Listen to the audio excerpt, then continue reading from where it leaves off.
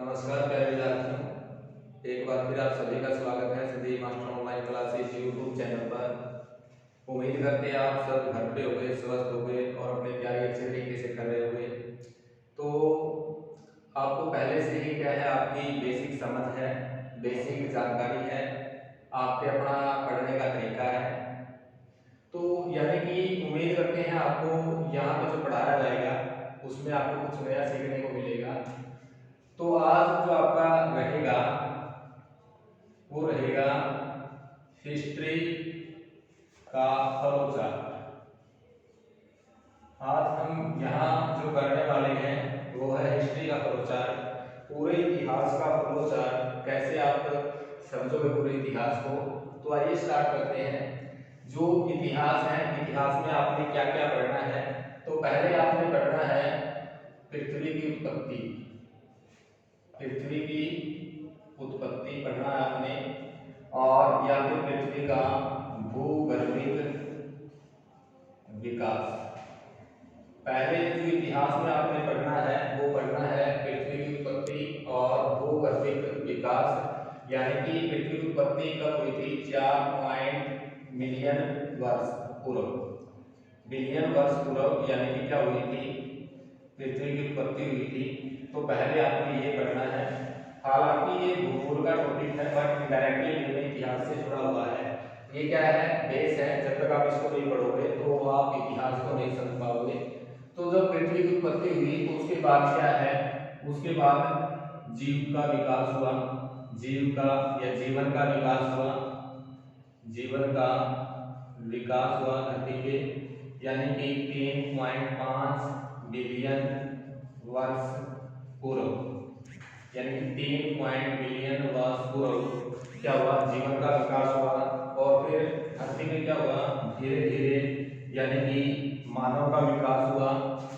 मानव का विकास हुआ धरती पे, और मानव का विकास आपका 20 से लेके 25 लाख BC ईसा पूर्व, यानी कि मानव का विकास होता है। यहाँ पे क्या है, आपने जो पहला मानव था वो था आपका रामपिथेकस। जो पहला मानव था आपका रामपिथेकस। सेकंड मानव था आपका ऑस्ट्रेलोपिथेकस। और इसके बाद जो मानव था आपका होमो इरेक्टस। और इसके बाद जो मानव था आपका यानी कि जावा और पेकिंग मानव। उसके बाद आपका नियंडर मानव था, और उसके बाद आपका नेडरथल मानव था। और उसके बाद जो मानव का विकास हुआ तो हमें पढ़ना है आधुनिक मानव की उत्पत्ति। यानी कि जो होमो सैपियंस है, आज का युग का जो मानव है, आधुनिक मानव की उत्पत्ति, ये आपने पढ़ना है 2 लाख BC, 2 लाख ईसा पूर्व, यानी कि ये पढ़ना है। और जो आधुनिक मानव है उसको नाम दिया गया है होमो सैपियन। अब यानी कि इसके बाद आपने क्या पढ़ना है? इसके बाद आपका इतिहास का पहला जो चैप्टर है वो स्टार्ट होता है। यानी कि आपने पढ़ना है पाषाण काल। पाषाण काल पढ़ना है, जिसको स्टोन एज भी कहा गया है। स्टोन एज पूरा का पूरा पत्थरों का काल कहा गया है। जब मानव क्या है, मानव पत्थरों के घरों में रहता था, पत्थरों की चीजों का यूज किया करता था, धातु का उसको ज्ञान नहीं था। और इस काल को आप किस में रखते हो? इस काल को रखते हो प्रागैतिहासिक काल में। यानी कि इतिहास को समझने से पहले जो 3 वर्ड है वो भी आपने समझने पड़ेंगे। प्रागैतिहासिक जो काल है वो क्या है, आद्यैतिहासिक काल है वो क्या है, और आपका यानी कि जो ऐतिहासिक काल है, ऐतिहासिक काल वो क्या है। यानी कि जो पूरा का पूरा स्टोन एज था उसको प्रागैतिहासिक काल में रखा गया है। प्रागैतिहासिक काल वो होता है जहाँ पे आपके पास लिपि नहीं है, सिर्फ क्या है, पुरातात्विक सामग्रियां हैं। और पुरातात्विक सामग्रियों के हिसाब से ही आप क्या करते हो? अनुमान लगाते हो वहाँ के समाज का, वहाँ के लोगों का। यानी कि लिपि नहीं है, पुरातात्विक सामग्रियां हैं, इन्हीं के बलबूते आप यानी कि वहाँ के समाज का, यानी कि वहाँ के व्यक्तियों का, वहाँ के व्यक्तियों की कार्यकलाप का अनुमान लगाते हो। और इसको क्या कहा गया है? निरक्षर लोगों का समाज। जो स्टोन एज है इसको निरक्षर लोगों का समाज भी कहा गया है। जो आधे ऐतिहासिक काल है, आधे ऐतिहासिक काल में आपके पास लिपि तो है बट वो पढ़ी नहीं गई है। पढ़ी क्यों नहीं गई है? क्योंकि वो भाव चित्रात्मक है और यानी कि चित्राक्षर लिपि है, इस कारण उसको पढ़ा नहीं गया है। और प्लस क्या है? आपके पुरातात्विक सामग्रियां, पुरातात्विक जो सामग्रियां हैं यहाँ पे है। और यहाँ पे भी क्या है? पुरातात्विक सामग्री के अकॉर्डिंग आप अनुमान लगाते हुए समाज कैसा रहा होगा यहाँ का। और इसमें जो आपका आधे ऐतिहासिक है हड़प्पा सिविलाइजेशन, हड़प्पा सभ्यता को रखते हैं। और इसी में आप क्या है? वैदिक सभ्यता को रखते हो, वैदिक सभ्यता को रखते हो। उसके बाद क्या है? आपका ऐतिहासिक काल है। ऐतिहासिक काल क्या है? यानी कि छठी शताब्दी से लेके और आपका वर्तमान तक जो आपका इतिहास होगा वो होगा आपका ऐतिहासिक काल। यानी कि जहाँ पे आपके पास क्या होगा? लिखित साक्ष्य होगा, यानी कि लिपि भी होगी, उसको पढ़ा भी गया है। यानी कि प्रागैतिहासिक काल जहाँ पे आपके पास लिपि है, लिपि नहीं है, पुरातात्विक सामग्रियां हैं। और आधे ऐतिहासिक काल में आपके पास लिपि जो है बट पढ़ा नहीं गया है और पुरातात्विक सामग्री के अकॉर्डिंग वहाँ के समाज का आपको पता चलता है। ऐतिहासिक काल में क्या है? आपके पास लिखित सामग्री है, लिपि है, उसको पढ़ा भी गया है। छठी शताब्दी से लेकर वर्तमान तक का जो इतिहास है वो किस पार्ट में आएगा? वो आएगा आपका ऐतिहासिक काल में। उम्मीद करते हैं यहाँ तक आपको समझ में आया होगा। जो नेक्स्ट है आपका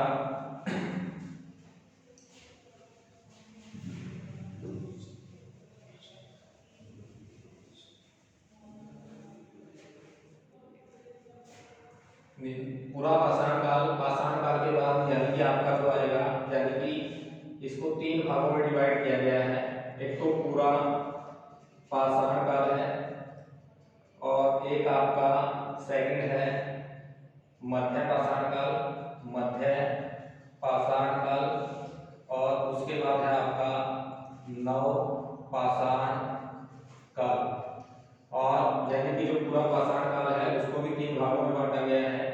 एक है आपका पहला पूरा पाषाण काल और दूसरा है आपका मध्य पूरा पाषाण काल और उसके बाद है आपका ऊंच पूरा पाषाण काल, ऊंच पूरा पाषाण काल। नेक्स्ट है आपका यानी कि पूरा का पूरा जो पत्थरों का काल है, पहला आपका पाषाण काल है, पाषाण काल, मध्य पाषाण काल, नव पाषाण काल, फिर आपका पूरा पाषाण काल, मध्य पूरा पाषाण काल और ऊंच पूरा पाषाण काल। यानी कि क्या है? पूरा का पूरा पत्थरों का काल है, पूरा का पूरा पत्थरों का काल है। इस समय में क्या है? लोग यानी पत्थर के घरों में रहते थे, पत्थर के बने औजार हथियार यूज करते थे। इसके बाद जो आपने पढ़ना है वो पढ़ना है आपने हड़प्पा सिविलाइजेशन, हड़प्पा सभ्यता। यानी कि जो पहली सभ्यता थी आपकी वो हड़प्पा सभ्यता थी और यानी कि पहली नगरीय सभ्यता, पहली नगरीय सभ्यता इसको कहा जाता है। अब हम यहाँ से क्या है? पूरा का पूरा जो डायग्राम है इतिहास का वो देखेंगे। पहले आपने पृथ्वी की उत्पत्ति पढ़नी है, भूगर्भिक विकास यानी कि कब हुआ पृथ्वी का, और ये 4.5 मिलियन वर्ष पूर्व हुआ।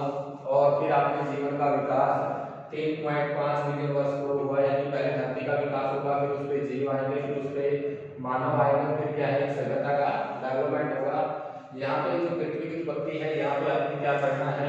यहाँ पे आपने पढ़ना है महाकलप युग और कलप, यानी कि ये चीजें पढ़नी है आपने। और फिर क्या है? टर्सरी युग है, जैसे मानव की उत्पत्ति कब हुई? टर्सरी युग में हुई। मानव की उत्पत्ति तृतीय युग में हुई, यानी प्राथमिक युग कौन सा है? तृतीय युग कौन सा है? प्लाइस्टोसीन युग कौन सा है? टर्सरी युग कौन सा है? ये सारी चीजें आप यहाँ पे देखोगे। तो नेक्स्ट है आपका यानी कि पूरा का पूरा हड़प्पा सभ्यता से स्टार्ट करेंगे हम फ्लो चार्ट को।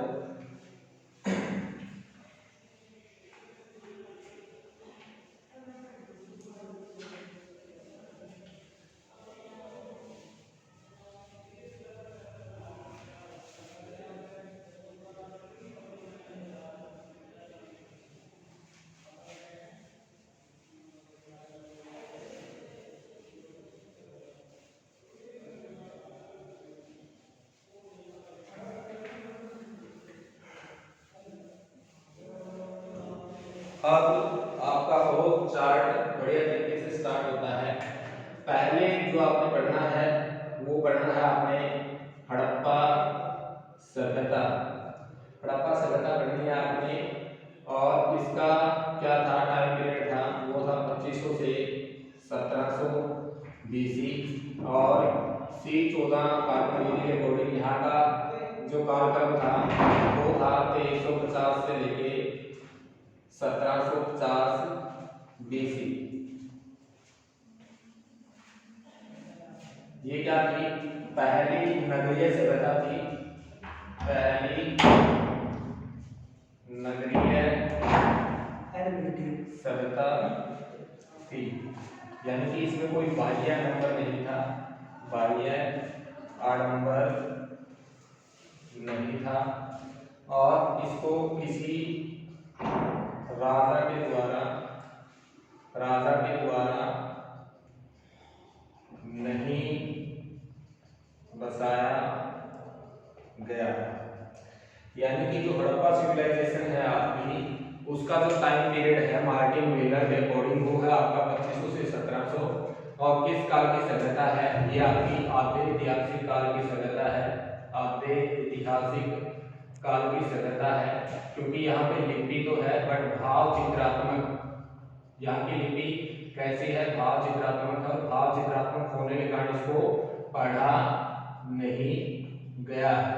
और प्लस क्या है, यहाँ पे पुरातात्विक जो सामग्रियां हैं, पुरातात्विक जो सामग्री है इसके अकॉर्डिंग, यानी पुरातात्विक सामग्री खुदाई में कोई भी मटेरियल आपको मृतभांड है, मटके हैं, मोहरे हैं, वो मिला है, तो उसके आधार पर आप क्या करते हो, अनुमान लगाते हो कि वहाँ का समाज ऐसा रहा होगा। यानी कि अब जो C14 है कार्बन रेडियो एक्टिविटा है, यानी कि उसके अकॉर्डिंग, यानी कि 2350 से 1750 इसका कालक्रम रहेगा। इसको पहली नगरीय सभ्यता माना गया है, बाह्य आडंबर इसमें नहीं था, किसी राजा के द्वारा इसको नहीं बसाया गया था।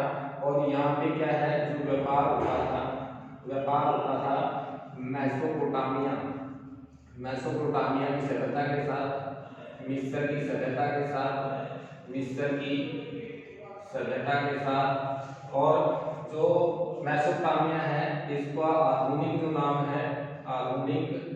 जो नाम है वो है इराक। और यानी कि जो मेसोपोटामिया है दजला व फरात नदियों के बीच का क्षेत्र है। और जो हड़प्पा सभ्यता है आपकी, हड़प्पा सभ्यता है, यानी थोड़ा मोटा है, इसके बारे में पढ़ेंगे। जो आपकी हड़प्पा सभ्यता है वो मिस्र की सभ्यता और प्लस आपका मेसोपोटामिया इन दोनों की सभ्यता का कितना गुना थी, 20 गुना थी। और अकेले मिस्र की सभ्यता का कितना गुना थी, 12 गुना थी। और यानी कि इसका क्षेत्रफल कितना था, वो था 12,99,600 वर्ग किलोमीटर। जो हड़प्पा सभ्यता है उसका क्षेत्रफल कितना था, 12,99,600 वर्ग किलोमीटर। मेसोपोटामिया और मिस्र की सभ्यता का कितनी गुना थी, 20 गुना थी। और अकेले मिस्र की सभ्यता का कितना गुना थी, 12 गुना थी। अब यानी कि जो इसका विस्तार था, ये उत्तर है आपका, ये दक्कन है, ये पूर्व है, ये पश्चिम है। यानी कि जब आप हड़प्पा सिविलाइजेशन को पढ़ोगे तो विस्तार से इसके बारे में हम पढ़ेंगे। तो अब क्या है, फ्लो चार्ट है, थोड़ा मोटी बातें इसके बारे में देख लेते हैं पहले। उत्तर में क्या है, मांडा है, दक्कन में दायमाबाद है, और यहाँ पे आपका क्या है, यहाँ पे सुरकोटदा है, और यहाँ पे आपका क्या है, आलमगीरपुर है। यानी कि जो उत्तरी स्थल है मांडा है, दक्षिणी स्थल दायमाबाद है, पश्चिमी स्थल सुरकोटदा है, और पूर्वी जो स्थल है आलमगीरपुर है। और जो यानी कि उत्तर से जो दक्षिण की लंबाई है ये है इसकी 1600 किलोमीटर, और जो ये लंबाई है ये है 1400 किलोमीटर। और ये जो जंगीय सीमा है इसकी ये है 1300 किलोमीटर। और यहाँ पे क्या है, नगरीकरण हुआ, सबसे पहले नगरीकरण हुआ। और यहाँ पे जो कल्चरल फॉर्म है, यानी कि कल्चरल फॉर्म का डेवलप यहीं से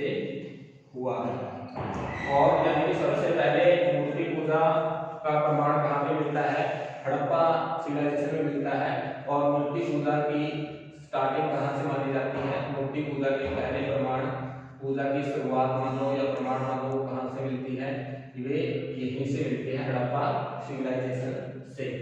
अब यानी कि जो सेकंड आएगा आपका, जो सेकंड है वो है आपका वैदिक सभ्यता। जो नेक्स्ट जो सभ्यता है आपकी वो है वैदिक सभ्यता। वैदिक सभ्यता को दो भागों में बांटते हैं हम, एक है आपका ऋग्वेदिक और एक है आपका पूर्व वैदिक और उत्तर वैदिक। इसके बाद जो स्टार्ट करना है यानी कि वो पढ़ना है वैदिक सभ्यता। वैदिक सभ्यता, वैदिक सभ्यता यानी कि इसका टाइम पीरियड 1500 से 600 बीसी है और इसको दो भागों में डिवाइड किया गया है। एक है आपका पूर्व वैदिक काल, पूर्व वैदिक सभ्यता, और ऋग्वैदिक काल, ऋग्वैदिक काल इसको कहा जाता है, और एक है आपका उत्तर वैदिक सभ्यता या वैदिक काल। यानी कि ये आपका कितना रहेगा, 1500 से 1000 बीसी रहेगा, 1000 बीसी, और ये रहेगा आपका 1000 से 600 बीसी। यानी कि पहली जो सभ्यता थी आपकी वो है आपकी हड़प्पा सिविलाइजेशन, और दूसरी आपकी जो सभ्यता है वो है आपकी यानी कि वैदिक सभ्यता। यहाँ से क्या है, आपको समाज में परिवर्तन देखने को मिलेंगे, समाज में परिवर्तन देखने को मिलेंगे। यहीं पे क्या है, एक वर्ग है ब्राह्मण वर्ग, ब्राह्मण वर्ग का उदय होगा।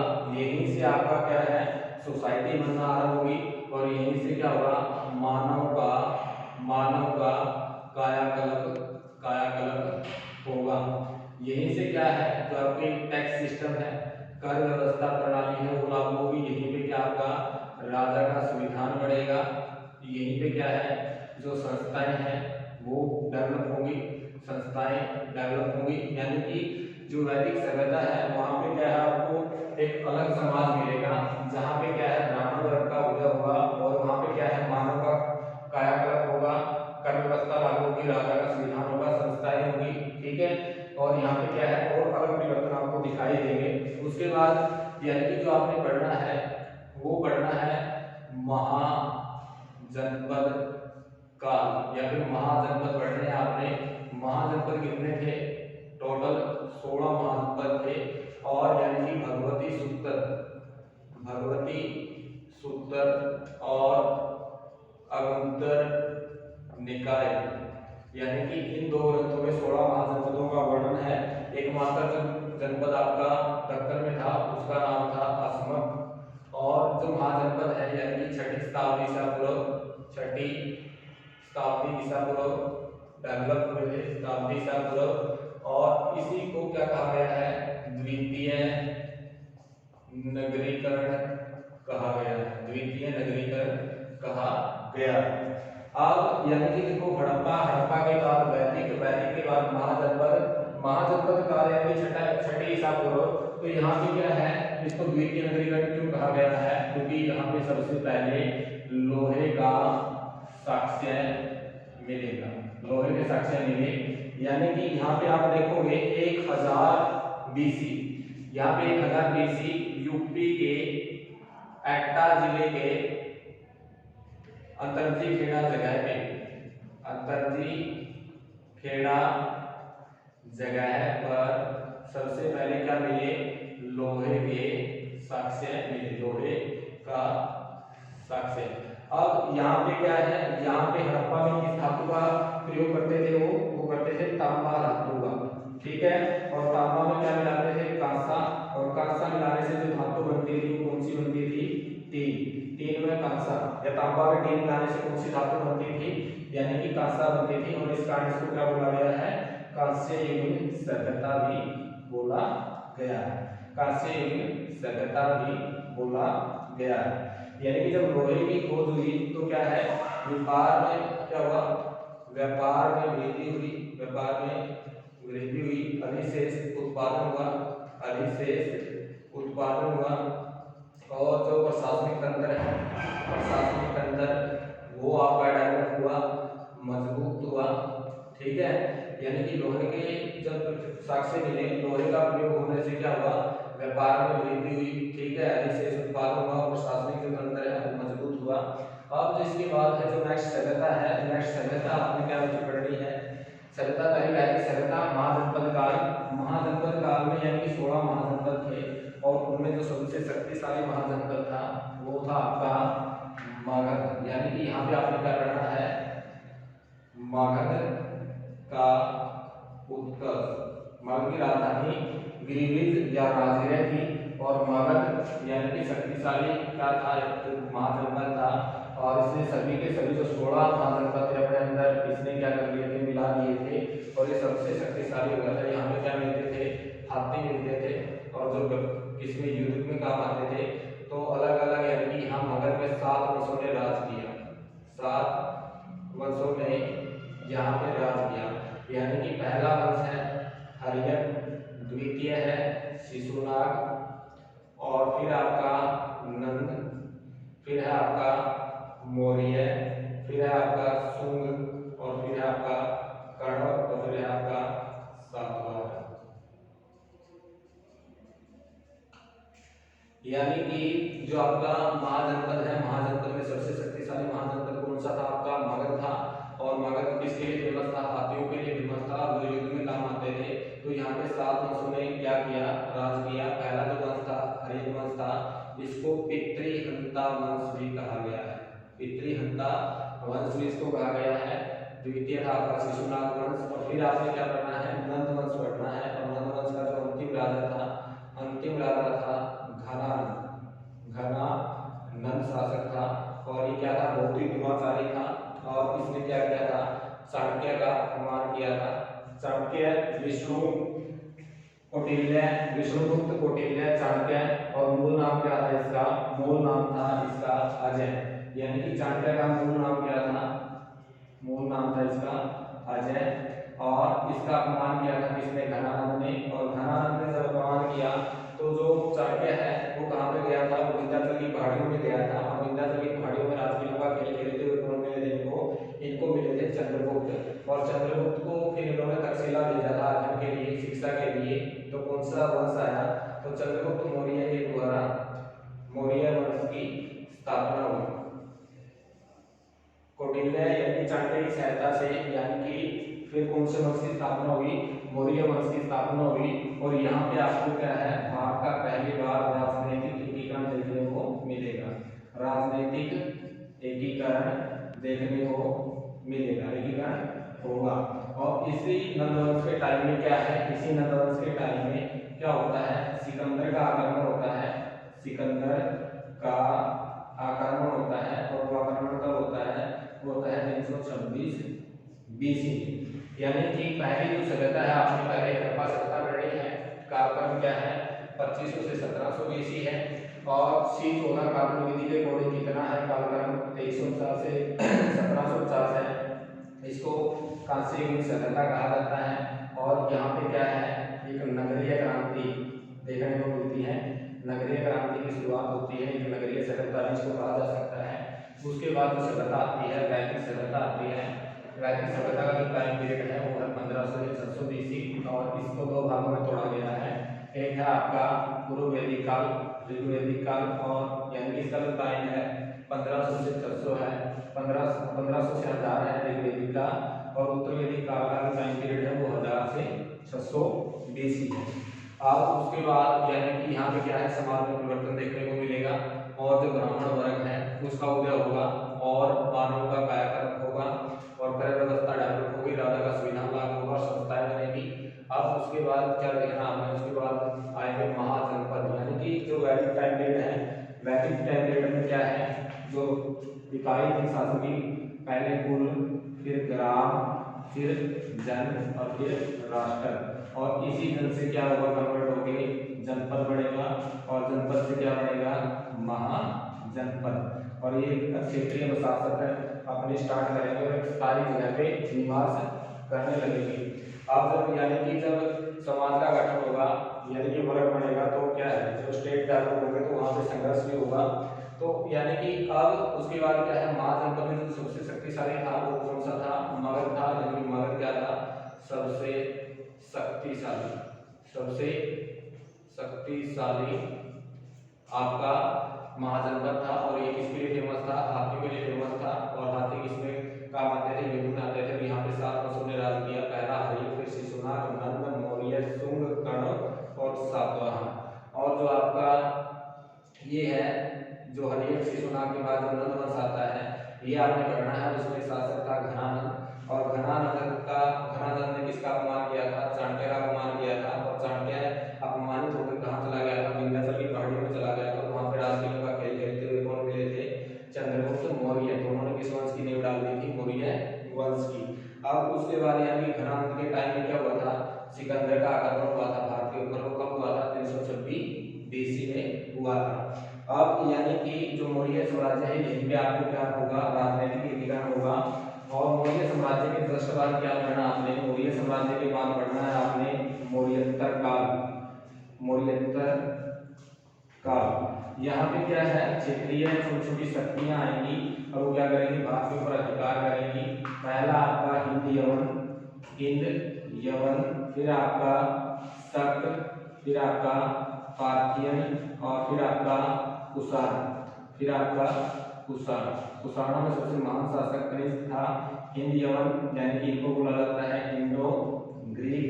और शक को बोला जाता है स्मिथियन। और यानी कि पार्थियन को बोला जाता है पहलव, पार्थियन को बोला जाता है पहलव। और कुषाण को बोला जाता है युज्जी या तोमरी वंशी। यानी कि जो मौर्योत्तर काल है, वहां पे छोटे छोटे जो क्षेत्रीय यानी कि शक्तियां हैं वो डेवलप होंगी और वो क्या करेंगी? भारत के ऊपर अधिकार करेंगी। यानी कि पहला हिंद यवन है, फिर आपका शक है, फिर आपका पार्थियन है, फिर आपका कुषाण है। हिंद यवन को इंडो ग्रीक कहा गया है, शक को स्कियन कहा गया है, पार्थियन को पहलव कहा गया है और कुषाण को युज्जी कहा गया है। अब यानी कि मौर्योत्तर काल के बाद जो डायनेस्टी आपने पढ़नी है वो पढ़नी है गुप्त वंश। गुप्त वंश। और जो गुप्त वंश था इसको golden time period of India कहा गया है, स्वर्ण युग कहा गया है। गुप्त वंश को क्या है? स्वर्ण युग कहा गया है, स्वर्ण युग कहा गया है। और यानी कि यहाँ पे क्या है? जो चकाचौंध है, चकाचौंध में इनको अपनी कमियां दिखाई देगी। और यानी कि ऊंचाई का अगला जो कदम था वो क्या होगा? नीचे ही होगा। और यानी कि इसका पतन हो गया। जो नेक्स्ट डायनेस्टी पढ़नी है आपने वो कौन सी पढ़नी है? गुप्तोत्तर वंश या फिर गुप्तोत्तर काल। और इसमें भी एक डायनेस्टी आपने पढ़नी है, वो आपकी पुष्यभूति, पुष्यभूति वंश। पुष्यभूति वंश का जो महान राजा था वो था आपका प्रभाकर वर्धन। और इनकी पत्नी थी यशोमती। प्रभाकर वर्धन की पत्नी थी यशोमती। और इनकी संतान थी प्रभाकर वर्धन की पहली जो संतान थी सबसे बड़ी वो थी राज्यवर्धन। और जो छोटा बेटा था इनका वो था हर्षवर्धन। और इनकी जो बेटी थी उनका नाम था राज्यश्री। राज्यश्री क्या थी? हर्षवर्धन और राज्यवर्धन की बहन थी। और आगे इसकी शादी गृहवर्धन के साथ करवा दी जाएगी। तो यानी कि जब आप इनके बारे में पढ़ोगे तो पूरा विस्तार से पढ़ोगे। अभी क्या है? कुछ लोग फ्लो चार्ट आपने पढ़ना है। पहले आपने क्या पढ़ना है? पहले आपने हड़प्पा पढ़ना है, या फिर देता हूँ। पहले आपने क्या पढ़ना है? हड़प्पा पढ़ना है। फिर आपने क्या पढ़ना है? वैदिक सभ्यता पढ़ना है, वैदिक सभ्यता पढ़ना है। और उसको दो भागों में तोड़ना है, यानी दो भागों में डिवाइड करना है। एक आपका ऋग्वेदिक और एक है आपका उत्तर वैदिक। और उसके बाद आपने क्या पढ़ना है? महाजनपद पढ़ना है। और महाजनपद जब उदय हुआ महाजनपदों का तो क्या हुआ? एक यानी कि धार्मिक आंदोलन हुए। धार्मिक आंदोलन यानी कि जब महाजनपदों का उदय हुआ तो क्या हुआ? धार्मिक आंदोलन हुए। और धार्मिक आंदोलन में कौन सा धर्म हुआ? आया जैन धर्म और आपका बौद्ध धर्म।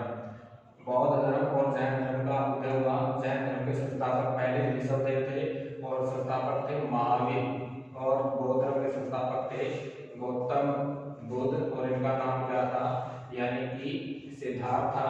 और इनको लाइट ऑफ एशिया भी कहा जाता है। तो यानी कि पहले आपने हड़प्पा पढ़ना है, फिर आपने वैदिक सभ्यता पढ़नी है, फिर आपने महाजनपद पढ़ना है। और फिर उसके बाद आपने क्या पढ़ना है? जैन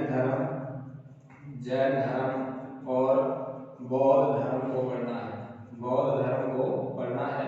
अब उसके बाद यानी कि आपने क्या पढ़ना है? उसके बाद मगध को पढ़ना है, यानी कि एक मात्र शक्तिशाली जो साम्राज्य था या मतलब महाजनपद था। मगध महाजनपद के बारे में पढ़ना है। और मगध महाजनपद के ऊपर यानी कि 7 वंशों ने शासन किया, 7 वंशों ने राज किया। वो पहला आपका हर्यक, शिशुनाग, नंद, मौर्य, शुंग, कण्व, सातवाहन। और यानी कि जो आपकी वैदिक सभ्यता और हड़प्पा सिविलाइजेशन है, इसके बीच में आपने ताम्र पाषाणिक संस्कृति भी पढ़ना है, ताम्र पाषाणिक संस्कृति भी पढ़ना है। और उसके बाद यानी कि जैन धर्म, बौद्ध धर्म के बाद आपने मगध का उत्कर्ष, उसके बाद आपने क्या पढ़ना है, 7 डायनेस्टी पढ़नी है। पहली आपकी हर्यक, शिशुनाग, नंद, मौर्य, शुंग, कण्व, सातवाहन, यानी कि पहली डायनेस्टी है आपकी हर्यक है। फिर आपकी शिशुनाग है, सेकंड आपकी शिशुनाग है। फिर आपकी तीसरी है नंद। और नंद वंश के टाइम में क्या है, एक तो होता है आपका सिकंदर का अटैक और एक होता है आपका यानी कि मौर्य साम्राज्य की नींव डाली जाती है। मौर्य साम्राज्य की नींव किसकी सहायता से, यानी कि कौटिल्य, चाणक्य, विष्णुगुप्त और अजय, एक ही व्यक्ति के नाम है। और उसके बाद आपने क्या पढ़ना है, मौर्य वंश पढ़ना है। और मौर्य के बाद आपने क्या पढ़ना है, हर्यक, शिशुनाग, नंद, मौर्य, शुंग पढ़ना है। और उसके बाद आपने कण्व पढ़ना है, कण्व वंश। और उसके बाद आपने पढ़ना है सातवाहन। सातवाहन का सबसे जो महान शासक था वो था गौतमीपुत्र सातकर्णी, यानी कि जिसको भार्गव की उपाधि भी दी हुई थी। उसके बाद यानी कि जो प्राचीन इतिहास है उसमें आपने क्या पढ़ना है, इसके बाद पढ़ना है मौर्योत्तर काल पढ़ना है। और मौर्योत्तर काल में क्या पढ़ना है, यानी छोटी छोटी जो क्षेत्रीय शक्तियां हैं वो भारत के ऊपर अधिकार करेंगी। यानी कि उनमें क्या है, आपका शक है, हिंदयवन और पार्थियन है, और आपका यानी कि कुषाण है। और कुषाण क्या है, कुषाणों में सबसे महान शासक कौन सा था, कनिष्क था। और यानी कि मौर्योत्तर काल के बाद आपने क्या पढ़ना है, गुप्त काल पढ़ना है। मौर्योत्तर काल के बाद आपने क्या पढ़ना है, गुप्त काल पढ़ना है। और गुप्त काल के बाद आपने गुप्तोत्तर काल पढ़ना है। अब यानी कि ये पूरा का पूरा क्या है, प्राचीन इतिहास है आपका। इसके बाद आपने क्या पढ़ना है, राजपूत काल पढ़ना है। और यहाँ पे क्या है, सामंतवादी प्रणाली डेवलप हो गया, सामंतवादी प्रणाली का डेवलप होगा और यही कारण होगा कि आप मेडाइवर में प्रवेश करोगे। जो नेक्स्ट है आपका यानी कि मध्यकालीन जो भारत है,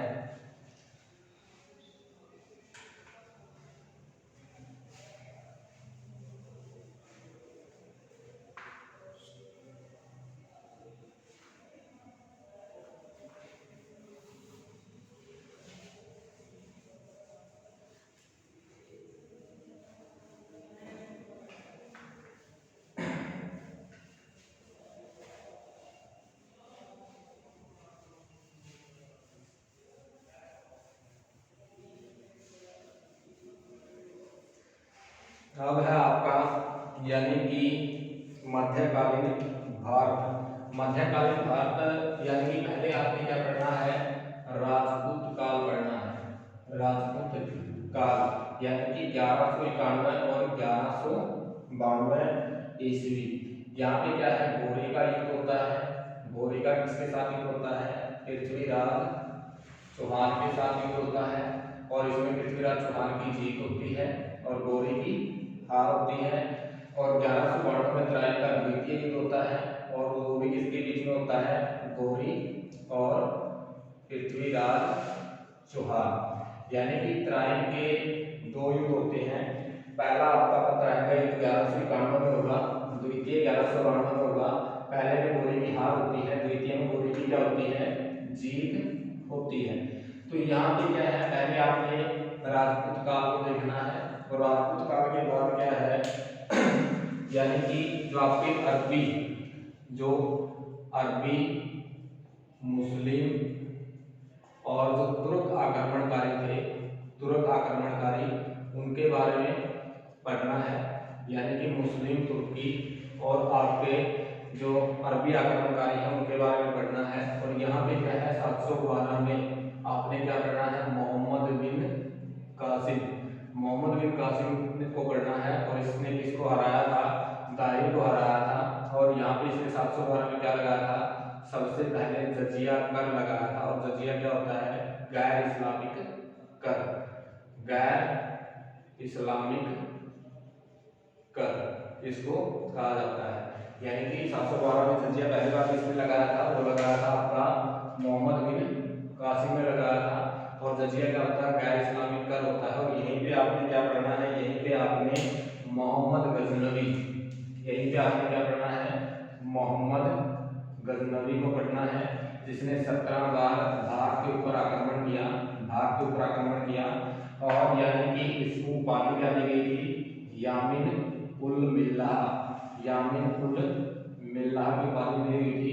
और इसको उपाधि दी गई थी यामिन उद दौला। और इसके टाइम में क्या है?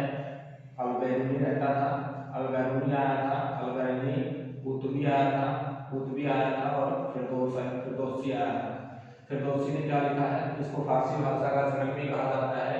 फिरदौसी ने लिखा है शाहनामा, फिरदौसी ने क्या लिखा है? शाहनामा लिखा है, शाहनामा।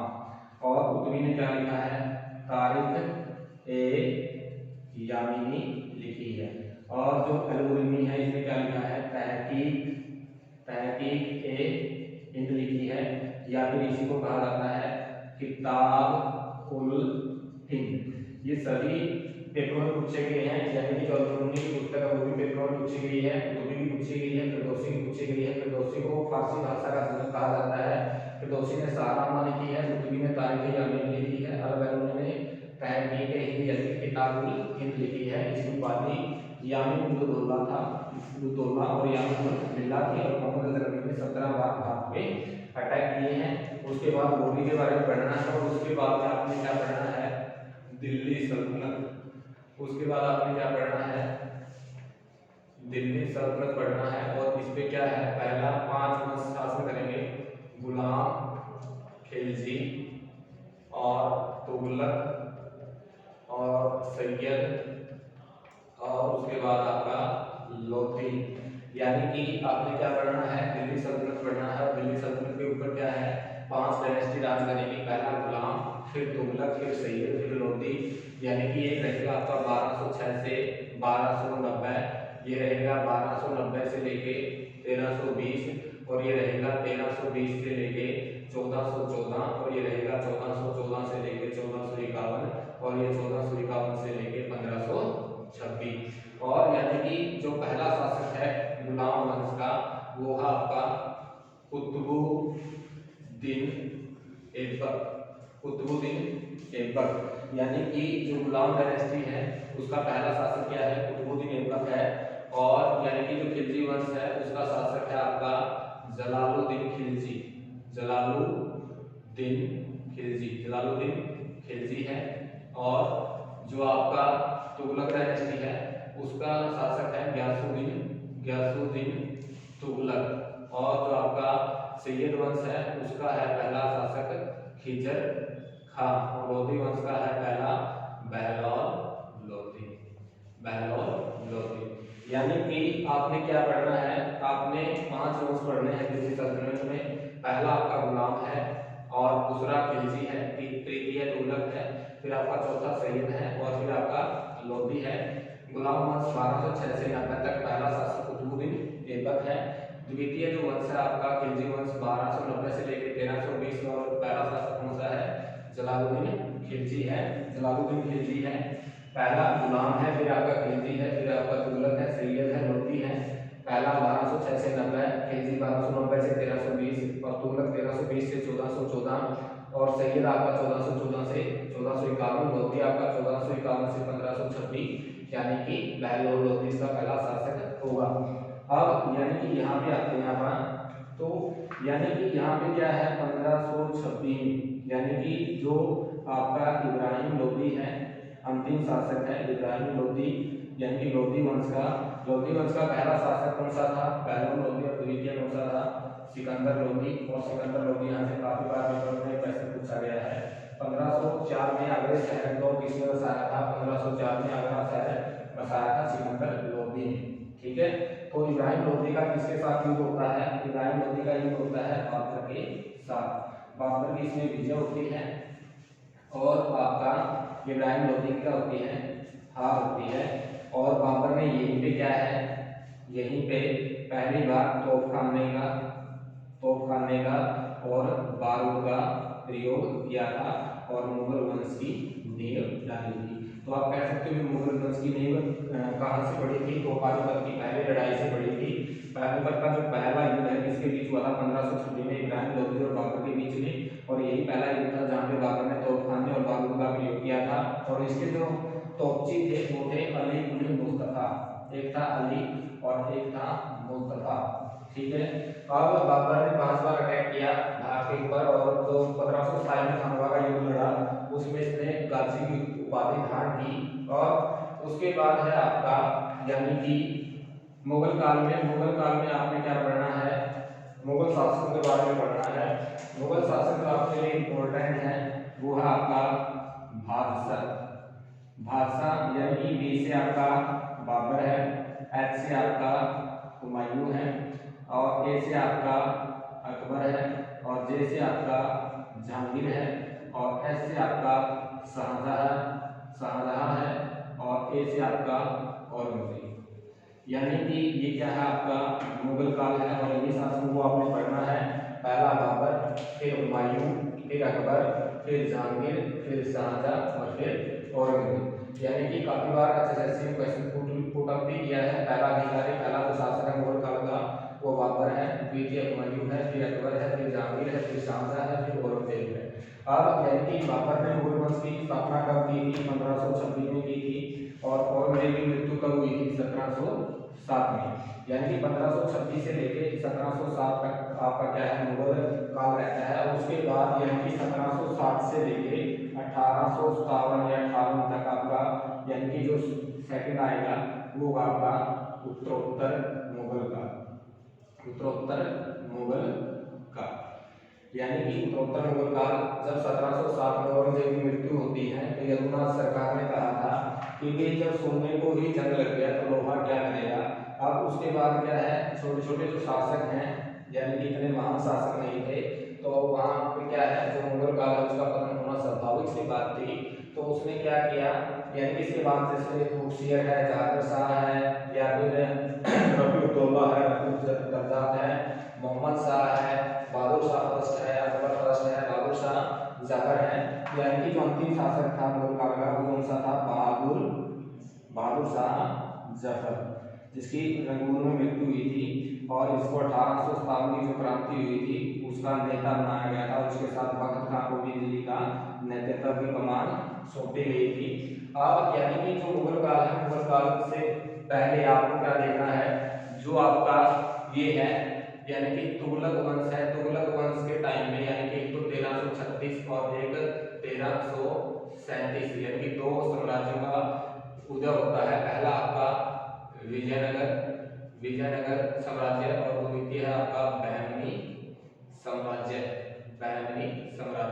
तो यानी कि इनका उदय होता है।